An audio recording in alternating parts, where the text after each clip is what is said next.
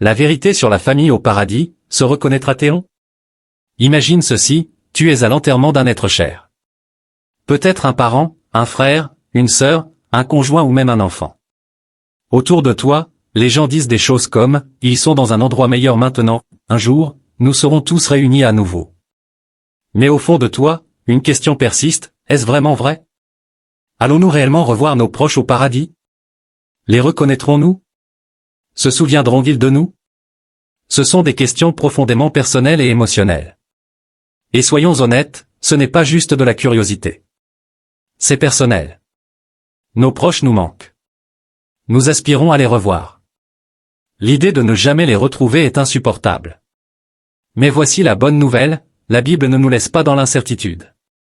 Dans son amour et sa sagesse, Dieu nous a donné de vraies réponses sur ce qui se passe après la mort, sur le paradis et sur les relations que nous aurons là-bas. Je sais qu'il existe beaucoup d'opinions différentes sur ce sujet. Les films, les livres et même certaines expériences de mort imminente racontent des choses diverses. Certains disent que nous devenons des anges. D'autres affirment que nous ne nous souviendrons de rien de notre vie terrestre. Et certains pensent même que nous nous dissoudrons dans une sorte d'énergie cosmique. Mais aujourd'hui, nous ne sommes pas ici pour des spéculations. Nous sommes ici pour la vérité. Nous allons directement à la source la plus fiable, la Bible. Et ce que nous allons découvrir pourrait bien te surprendre. Avant d'aller plus loin, laisse-moi te prévenir, certains enseignements bibliques sur le paradis et nos relations là-bas pourraient remettre en question ce que tu as toujours cru. Cela peut même sembler inconfortable au début. Mais si nous croyons vraiment en Dieu, nous devons lui faire confiance, son plan pour l'éternité est infiniment plus grand que tout ce que nous pouvons imaginer. Index revers pointant vers la droite blanc, es-tu prêt à mettre de côté tes suppositions et à découvrir ce que Dieu dit réellement? Si oui, tu es au bon endroit. Dans cette vidéo, nous allons explorer. Coche épaisse blanche ce qui nous arrive après la mort. Coche épaisse blanche si nous reconnaîtrons et nous souviendrons de nos proches au paradis. Coche épaisse blanche à quoi ressembleront nos relations dans l'éternité. Coche épaisse blanche une question difficile, qu'en est-il des membres de notre famille qui ne sont pas sauvés? Coche épaisse blanche comment cette vérité devrait transformer notre manière de vivre aujourd'hui. Si tu as déjà perdu un être cher, ou si tu veux simplement savoir ce que l'avenir te réserve, reste avec moi. À la fin de cette vidéo, tu n'auras plus besoin de deviner, car Dieu nous a déjà donné les réponses. Section 1. Que se passe-t-il après la mort? La mort est l'une des seules certitudes de la vie. Pourtant, elle reste un grand mystère. Chacun d'entre nous y fera face un jour, mais la plupart des gens évitent d'y penser, jusqu'à ce qu'il soit trop tard. Mais en tant que chrétiens, nous n'avons pas besoin d'avoir peur de la mort. Et nous n'avons pas à deviner ce qui se passe après, car la Bible nous donne des réponses claires. Alors, que se passe-t-il vraiment lorsque nous rendons notre dernier souffle sur terre? Case à cocher avec coche, sommes-nous simplement en sommeil jusqu'à la fin des temps? Case à cocher avec coche, allons-nous immédiatement au paradis ou en enfer? Case à cocher avec coche, et qu'est-ce que cela signifie pour nos relations avec nos proches? Comprendre l'au-delà. La Bible enseigne que l'être humain n'est pas qu'un simple corps physique, nous avons une âme éternelle. Lors de la mort, notre corps retourne à la poussière, mais notre âme continue d'exister. Ecclésiaste 12h7 le dit clairement. Alors la poussière retournera à la terre comme elle y était, et l'esprit retournera à Dieu qui l'a donné. Cela signifie que la mort n'est pas la fin, mais une transition.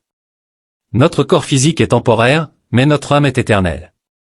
Index revers pointant vers la droite blanc, cela soulève une question essentielle, où allons-nous immédiatement après la mort? La séparation des justes et des injustes. Jésus nous donne un aperçu de cette réalité dans Luc 16, 19-31, à travers l'histoire du riche et de Lazare. Dans cette parabole, les deux hommes meurent. Petit losange bleu, l'un va dans un lieu de souffrance. Petit losange bleu, l'autre, dans un lieu de paix. Le riche, en plein tourment, se souvient parfaitement de sa vie passée et même de sa famille restée sur terre. Ce passage nous révèle trois vérités importantes. Touche 1, nous restons conscients après la mort. Touche 2, nous gardons la mémoire et la conscience de notre vie terrestre. Touche 3, il y a une séparation immédiate entre ceux qui sont sauvés et ceux qui ne le sont pas. La vérité sur la famille au ciel, nous reconnaîtrons-nous? Imaginez ceci, vous assistez aux funérailles d'un être cher, peut-être un parent, un frère ou une sœur, un conjoint ou même un enfant. Vous entendez des gens dire des choses comme « Ils sont dans un meilleur endroit maintenant » ou « Un jour, nous serons tous réunis à nouveau ». Mais au fond de vous, une question persiste, est-ce vraiment vrai? reverrons-nous réellement nos proches au ciel? Les reconnaîtrons-nous? Se souviendront-ils de nous? Ce sont des questions parmi les plus personnelles et émotionnelles que l'on puisse poser. Et soyons honnêtes, ce n'est pas juste par curiosité, c'est personnel. Ils nous manquent, nous les désirons ardemment. L'idée de ne jamais les revoir est insupportable. Mais voici la bonne nouvelle, la Bible ne nous laisse pas dans l'obscurité à ce sujet. Dieu, dans son amour et sa sagesse, nous a donné de vraies réponses sur ce qui se passe après la mort, sur le ciel et sur les relations que nous aurons là-bas.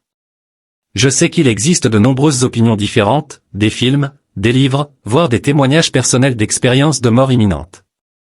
Certains disent que nous devenons des anges, d'autres que nous n'aurons aucun souvenir de la terre, et certains suggèrent même que nous nous dissoudrons dans une sorte d'énergie cosmique. Mais aujourd'hui, nous ne sommes pas ici pour des spéculations.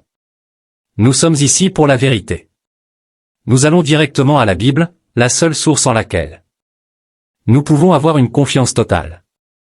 Et ce que nous allons découvrir pourrait bien vous surprendre. Avant d'entrer dans le vif du sujet, laissez-moi vous prévenir, certaines des vérités bibliques sur le ciel et nos relations là-bas pourraient remettre en question ce que vous avez toujours cru. Cela pourrait même être inconfortable au début. Mais si nous croyons vraiment en Dieu, nous devons faire confiance au fait que son plan pour l'éternité est bien plus grand que tout ce que nous pourrions imaginer. Êtes-vous prêt à laisser tomber les suppositions et à écouter ce que Dieu dit réellement? Si oui, vous êtes au bon endroit. Dans cette vidéo, nous allons voir ce qui nous arrive après notre mort. Si nous reconnaîtrons et nous souviendrons de nos proches au ciel. À quoi ressembleront nos relations dans l'éternité? La question difficile, qu'en est-il des membres de la famille qui ne sont pas sauvés? Comment cette vérité devrait transformer notre manière de vivre aujourd'hui? Si vous avez déjà perdu un être cher ou si vous voulez simplement savoir ce qui vous attend, restez avec moi. À la fin, vous n'aurez plus besoin de deviner, car Dieu nous a déjà donné les réponses. Section 1. Que nous arrive-t-il après la mort? La mort est l'une des rares certitudes de la vie, et pourtant, elle reste un mystère. Chacun de nous y fera face un jour, mais la plupart des gens évitent d'y penser jusqu'à ce qu'il soit trop tard. Mais en tant que chrétiens, nous n'avons pas à craindre la mort, ni à deviner ce qui se passe après, car la Bible nous donne des réponses claires. Alors, que se passe-t-il vraiment lorsque nous rendons notre dernier souffle sur terre? Sommes-nous simplement endormis jusqu'à la fin des temps? Sommes-nous immédiatement envoyés au ciel ou en enfer? Et qu'est-ce que cela signifie pour nos relations avec nos proches? Comprendre l'au-delà. La Bible enseigne que les humains ne sont pas seulement des corps physiques, nous avons une âme éternelle. Lorsque nous mourons, notre corps retourne à la poussière, mais notre âme continue d'exister. Ecclésiaste 12h7 l'explique ainsi. Alors la poussière retournera à la terre, comme elle y était, et l'esprit retournera à Dieu qui l'a donné. Cela signifie que la mort n'est pas la fin, mais une transition. Notre corps physique est temporaire, mais notre âme est éternelle. Cela soulève une question importante, où allons-nous immédiatement après la mort? La séparation entre les sauvés et les perdus. Jésus nous donne un aperçu de cette réalité dans Luc 16, 19-31, où il raconte l'histoire de l'homme riche et de Lazare. Dans cette histoire, les deux hommes meurent. L'un va dans un lieu de souffrance, l'autre dans un lieu de paix. L'homme riche, en tourment, est pleinement conscient de sa vie passée et se souvient même de sa famille restée sur terre. Cela nous révèle trois choses cruciales. Nous restons conscients après la mort. Nous gardons la mémoire et la conscience de notre vie terrestre. Il y a une séparation immédiate entre les sauvés et les perdus. Pour les croyants, la Bible nous donne une magnifique promesse. 2 Corinthiens 5h8 dit, « Nous préférons quitter ce corps pour aller demeurer auprès du Seigneur. » Cela signifie qu'au moment où un croyant meurt, il est instantanément en présence de Jésus. Pas d'attente, pas d'errance, pas de sommeil de l'âme. Si votre proche connaissait Christ, alors la seconde où il a pris son dernier souffle ici, il a pris son premier souffle au ciel. En revanche, ceux qui ont rejeté Christ sont séparés de Dieu et attendent le jugement final. Apocalypse 20, 12-15 décrit ce moment terrifiant où ceux dont le nom n'est pas inscrit dans le livre de vie sont jetés dans l'étang de feu. C'est pourquoi le salut est si urgent, car l'éternité est bien réelle et il n'y a que deux destinations possibles. Mais qu'en est-il de la résurrection finale? La Bible enseigne qu'un jour, lorsque Jésus reviendra, nos corps physiques seront ressuscités et transformés en des corps éternels et glorifiés, 1 Corinthiens 15, 52-53. À ce moment-là, corps et âme seront réunis, et nous vivrons pour toujours dans les nouveaux cieux et la nouvelle terre. Donc, quand nous mourrons, nous allons immédiatement au ciel ou en enfer, mais l'histoire ne s'arrête pas là. L'accomplissement ultime du plan de Dieu est encore à venir. Section 2, reconnaîtrons-nous nos proches au ciel? C'est l'une des questions les plus posées sur le ciel. Si nous y arrivons, nous souviendrons-nous de nos parents, frères et sœurs, enfants et conjoints? La Bible ne donne pas un verset unique qui dit explicitement, oui, vous reconnaîtrez vos proches au ciel. Cependant, en examinant plusieurs passages, la réponse devient évidente, oui, absolument.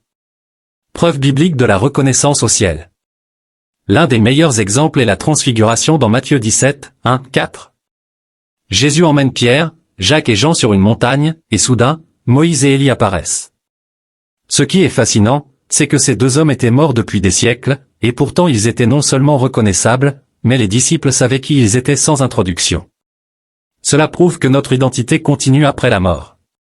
Moïse était toujours Moïse, Élie était toujours Élie. Un autre exemple est l'histoire de l'homme riche et de Lazare, Luc 16, 19-31, où l'homme riche, après la mort, se souvient de sa famille et reconnaît Abraham. Mais la plus grande preuve vient de Jésus lui-même après sa résurrection. Ses disciples l'ont reconnu, Thomas a touché ses blessures, Jean 20h27, et Marie a reconnu sa voix, Jean 20h16. Cela nous dit une chose essentielle, nous serons toujours nous-mêmes, mais glorifiés. La suite concerne la nature des relations au ciel et sera traduite si nécessaire. La séparation entre les sauvés et les perdus. Pour les croyants, la Bible nous donne une magnifique promesse dans 2 Corinthiens 5h8.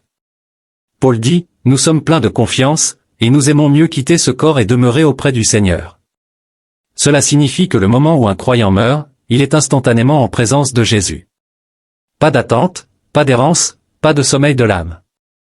Si votre proche connaissait Christ, alors la seconde où il a pris son dernier souffle ici, il a pris son premier souffle au ciel. En revanche, pour ceux qui ont rejeté Christ, leur âme est séparée de Dieu et attend le jugement final. Apocalypse 20, 12-15 décrit ce moment terrifiant où ceux dont le nom ne se trouve pas dans le livre de vie sont jetés dans l'étang de feu. C'est pourquoi le salut est si urgent, car l'éternité est bien réelle et il n'existe que 2 destinations possibles. Mais qu'en est-il de la résurrection finale? La Bible enseigne qu'un jour, lorsque Jésus reviendra, nos corps physiques seront ressuscités et transformés en corps glorifiés et éternels, 1 Corinthiens 15, 52-53. À ce moment-là, le corps et l'âme seront réunis, et nous vivrons éternellement dans les nouveaux cieux et la nouvelle terre.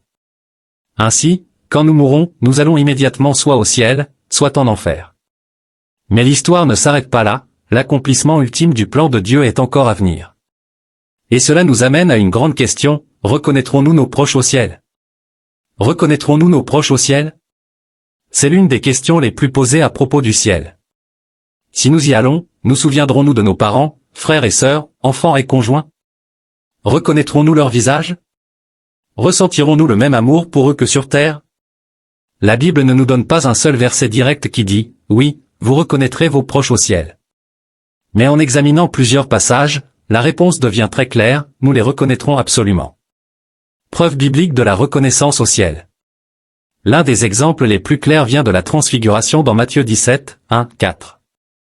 Jésus emmène Pierre, Jacques et Jean sur une montagne, et soudainement, Moïse et Élie apparaissent. Ce qui est fascinant, c'est que ces deux hommes étaient morts depuis des siècles, et pourtant, ils étaient non seulement reconnaissables, mais les disciples savaient immédiatement qui ils étaient, sans présentation. Cela nous apprend une chose cruciale, notre identité se poursuit dans l'au-delà. Moïse restait Moïse, Élie restait Élie. Ils ne sont pas devenus des esprits anonymes ni n'ont perdu leur individualité. Un autre exemple se trouve dans Luc 16, 19-31, l'histoire de l'homme riche et de Lazare. Après sa mort, l'homme riche se souvient de sa famille, reconnaît Abraham et se rappelle sa vie terrestre. Et peut-être que la plus grande preuve vient de Jésus lui-même après sa résurrection. Marie a reconnu sa voix, Jean 20h16. Thomas a touché ses plaies, Jean 20h27. Les disciples sur le chemin d'Emmaüs l'ont reconnu en rompant le pain, Luc 24h31. Que nous dit tout cela? Nos corps ressuscités seront différents, mais nous serons toujours nous-mêmes. Jésus n'était ni un fantôme, ni une personne complètement nouvelle. Il était toujours Jésus, simplement glorifié. Et si Jésus a conservé son identité après sa résurrection, alors nous aussi. La nature des relations au ciel. Si nous nous reconnaissons, cela signifie-t-il que nos relations familiales seront exactement les mêmes?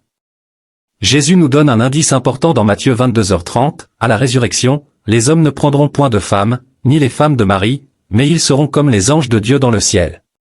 Certains entendent cela et se sentent tristes, comme si cela signifiait que nous n'aurions plus de lien profond avec nos proches. Mais ce n'est pas du tout ce que Jésus dit. Au ciel, nos relations ne seront plus fondées sur le mariage, la biologie ou les liens terrestres. Au lieu de cela, nous serons une seule famille parfaite, unie dans l'amour en tant qu'enfants de Dieu. Sur terre, nos relations sont souvent marquées par la douleur, la perte et même les conflits. Mais au ciel, notre amour sera parfait, incassable et éternel. Et nous n'aurons pas seulement nos proches terrestres. Aurons-nous un lien avec tous les croyants? Nous aurons une connexion spirituelle profonde avec chaque croyant qui ait jamais vécu. Pensée Y. Plus de malentendus. Plus de relations brisées. Plus d'adieux. Juste un amour pur et parfait pour Dieu et les uns pour les autres. Donc, oui, nous reconnaîtrons nos proches. Oui, nous nous souviendrons d'eux. Mais notre amour pour eux sera encore plus grand qu'il ne l'a jamais été sur terre, car il sera libéré du péché, du chagrin et de la séparation. Et cela nous amène à l'une des questions les plus difficiles de toutes. Les relations parfaites dans le ciel. Au ciel, nos relations seront marquées par un amour et une unité parfaits. 1 Corinthiens 13h12 nous donne un aperçu puissant de cette réalité. Aujourd'hui nous voyons au moyen d'un miroir, d'une manière obscure, mais alors nous verrons face à face, aujourd'hui je connais en partie, mais alors je connaîtrai comme j'ai été connu. Nous nous connaîtrons les uns les autres pleinement, sans les barrières que le péché crée ici sur terre. Imaginez la joie non seulement de reconnaître vos proches, mais de les connaître d'une manière plus profonde et plus pure que jamais auparavant. Et ce n'est pas seulement avec notre famille terrestre que nous serons réunis. Nous ferons partie d'une immense famille éternelle, composée de croyants de toutes les générations, de toutes les nations et de toutes les tribus. Apocalypse 7h9 en donne une belle image. Après cela, je regardai, et voici, il y avait une grande foule que personne ne pouvait compter, de toute nation, de toute tribu, de tout peuple, et de toute langue. Ils se tenaient devant le trône et devant l'agneau. Nous adorerons ensemble, nous servirons ensemble et nous nous réjouirons ensemble pour l'éternité. La famille ultime, les enfants de Dieu. Mais la plus grande joie de toutes sera notre relation avec Dieu lui-même. Romains 8, 15-17 nous rappelle que nous sommes adoptés dans la famille de Dieu, cohéritiers avec Christ. Cela signifie que chaque croyant que vous rencontrerez au ciel ne sera pas seulement un ami ou un compagnon d'adoration, mais véritablement un frère ou une sœur dans le sens le plus profond. Et notre Père? Il est le roi des rois et le Seigneur des seigneurs. Philippiens 3, 20-21 nous rappelle. Mais notre cité à nous est dans les cieux, d'où nous attendons aussi comme sauveur le Seigneur Jésus-Christ, qui transformera notre corps humilié, en le rendant semblable à son corps glorieux. Nos corps mortels et fragiles seront transformés en corps glorieux et éternels, parfaitement adaptés à la vie merveilleuse que Dieu a préparée pour nous. Ainsi, au ciel, nous ne serons pas seulement réunis avec nos proches, mais nous serons unis avec Dieu et c'est là la plus belle promesse de toutes. Vivre aujourd'hui en pensant à l'éternité. Nous avons exploré la vérité sur ce qui se passe après la mort, sur la reconnaissance de nos proches et sur la nature des relations au ciel. Mais maintenant vient la question la plus importante, qu'est-ce que cela signifie pour nous aujourd'hui? Le ciel n'est pas seulement une réalité à envisager lorsque nous mourrons, il devrait transformer notre manière de vivre dès maintenant. Si nous croyons réellement en l'éternité, cela devrait influencer nos choix, nos priorités et la façon dont nous aimons les gens, en particulier nos familles. Comment cette vérité devrait nous transformer? 1 Thessaloniciens 4, 13-18 nous donne un puissant encouragement. Nous ne voulons pas, frères et sœurs, que vous soyez dans l'ignorance au sujet de ceux qui sont morts, afin que vous ne soyez pas dans la tristesse, comme ceux qui n'ont pas d'espérance. Pour les croyants, la mort n'est pas la fin. C'est le début de quelque chose de bien plus grand. Cela signifie que nous pouvons vivre avec espérance et non avec crainte. Quand nous perdons un être cher en Christ, nous pleurons, mais avec l'assurance que cette séparation est temporaire. Quand nous faisons face à notre propre mortalité, nous n'avons pas à avoir peur, nous pouvons nous réjouir à l'idée d'être bientôt avec Jésus. Quand la vie devient difficile, nous pouvons persévérer, sachant que toute souffrance est temporaire comparée à la gloire qui nous attend. 2 Corinthiens 4h17. Mais vivre en pensant au ciel signifie aussi profiter de chaque jour. Pourquoi attendre pour renforcer nos relations avec nos proches?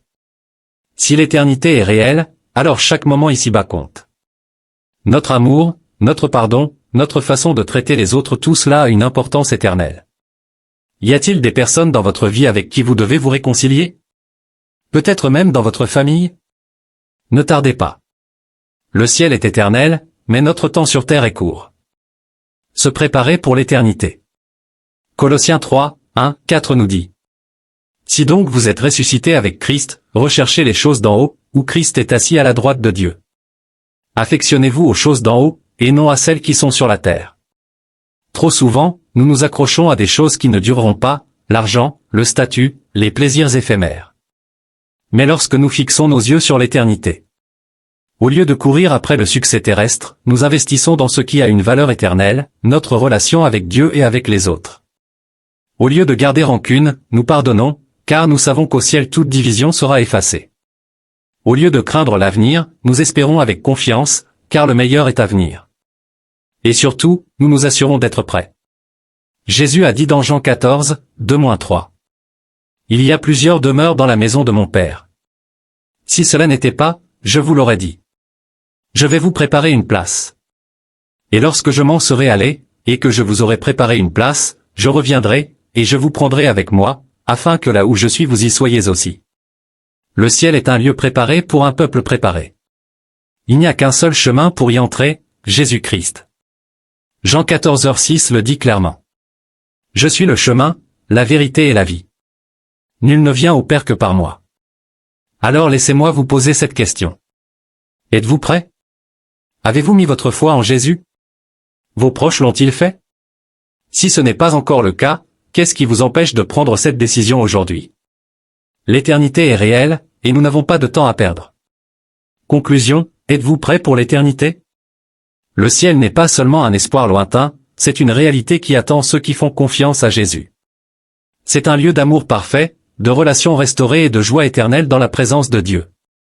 Si vous avez perdu un être cher qui connaissait Christ, prenez courage. La séparation que vous ressentez maintenant est temporaire. Un jour, vous le retrouverez, non pas comme il était dans ce monde brisé, mais comme il était destiné à être, glorifié, entier, et rempli d'une joie parfaite. Si vous avez peur de l'éternité, sachez ceci. Jésus a déjà ouvert le chemin. Il a préparé une place pour vous, et son invitation est ouverte à tous ceux qui croient. Et si vous avez des membres de votre famille qui ne connaissent pas encore Jésus, ne perdez pas de temps. Priez pour eux, aimez-les, partagez-leur la vérité pendant qu'il est encore temps. La vie est courte. L'éternité est infinie. Un jour, lorsque nous entrerons enfin dans le ciel, toutes les larmes, toutes les séparations et toutes les souffrances disparaîtront en présence de notre Sauveur. Alors vivons aujourd'hui avec le ciel en tête. Aimons profondément, pardonnons librement, et surtout, assurons-nous que notre cœur est prêt. Parce que le meilleur est encore à venir.